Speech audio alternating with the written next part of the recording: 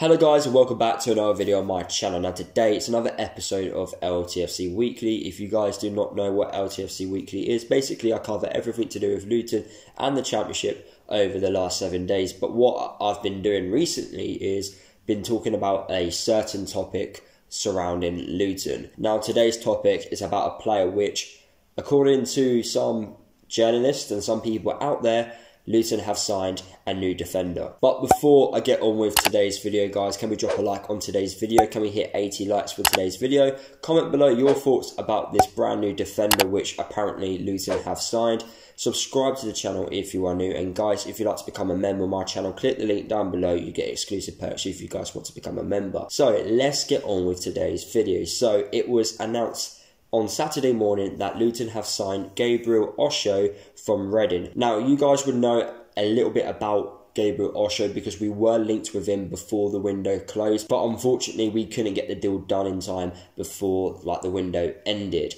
But it was reported yesterday morning by a journalist who is verified on Twitter that he has signed for Luton. Now, this obviously raises a few question marks about this new signing, but let's talk about the player himself first. So, firstly, he is a 22-year-old defender. He can play right back and as a centre-back. He actually turned down a new deal from Reading. So, the fact that we have signed him, according to this journalist, it means that we have to pay some sort of fee because he's under the age of 23.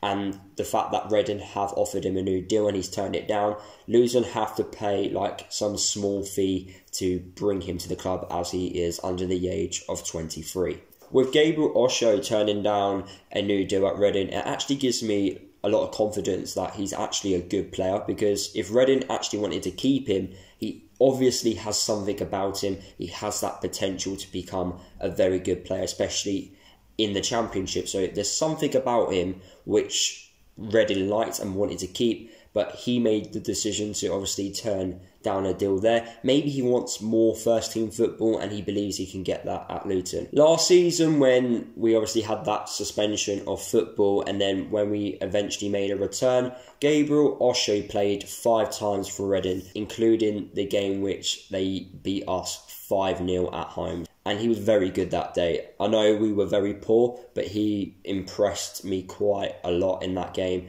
Very energetic down on the right-hand side as the fullback. And he put in a really good performance. And we know the story. Reading beat Luton 5-0. Last season as well, he actually went out on loan into the National League. He hasn't played much in the Football League, but I don't think that should worry any supporters. You know, we've signed a lot of players from non-league who have done very well. Yes, the jump's there. It's a massive jump for a player, but that doesn't mean because he's only played National League football, it doesn't mean that he can't do the job in the Championship. We need to give him a chance to see what he can do in the Championship for us, basically. And if he performs like he did against us for Reading, then we've got a really good player on our hands. So we have apparently signed Gabriel Osho from Reading, the 22-year-old who can play as a right back and a centre back. Do we actually need him? That's the big question. I do think we need a centre-back. Yes, we've got multiple players who can play in that centre-back role, but I do think we need a centre-back.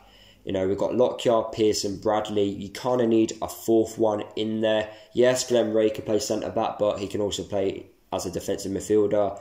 Yes, we've got Craney who can play centre-back, but can also play right-back and also in the midfield. It's just nice to have cover in every position when needed. Last season was massive for us because at the back, there were so many injury problems, you know, and we struggled because of it.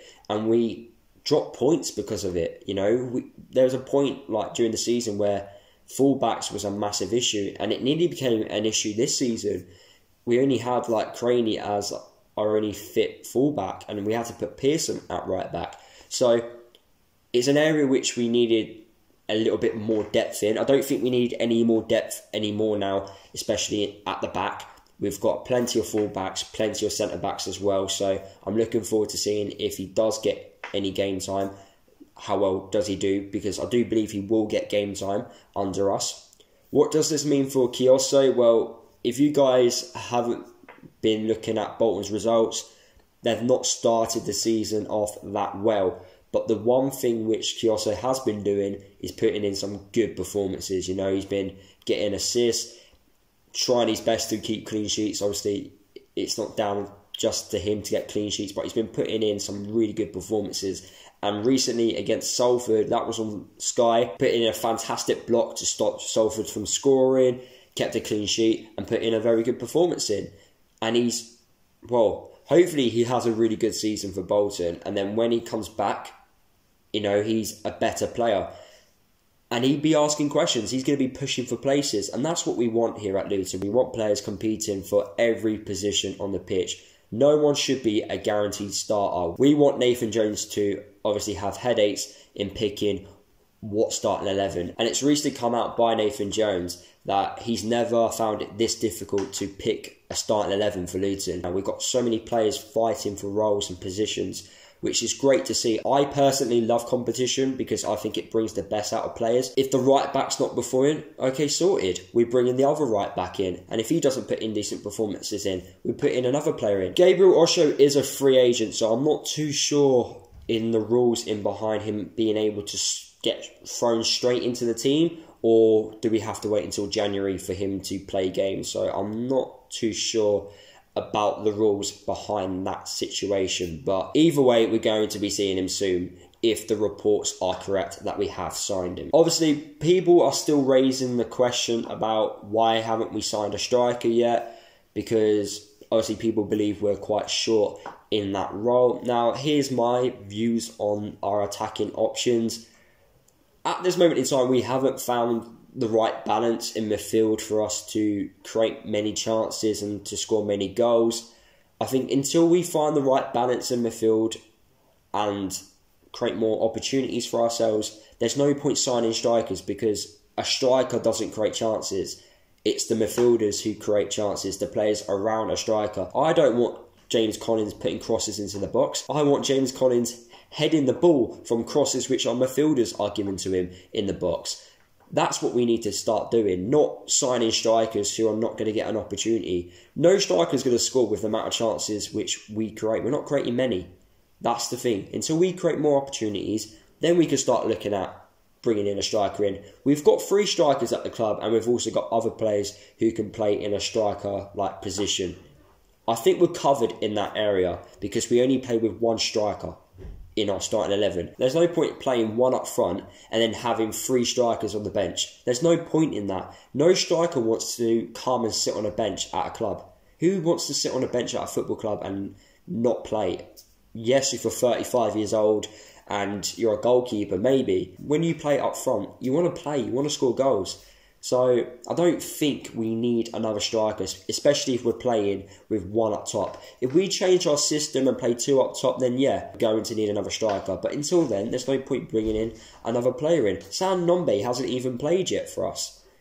So what's the point in signing another striker where you've got a striker at the club already who hasn't even played yet? Those are just my thoughts on the whole attacking options going forward. But yeah, I personally think we need to sort the midfield out before looking at the attackers. But anyway, guys, that is the end of today's video. Hopefully you guys did enjoy it. Drop a like on today's video if you did. Comment below your thoughts about the new potential signing of Gabriel Osho. What's your thoughts about us signing him? Subscribe to the channel if you are new. Don't forget to follow me across all my social media if you haven't done already. And I'll see you guys in the next video.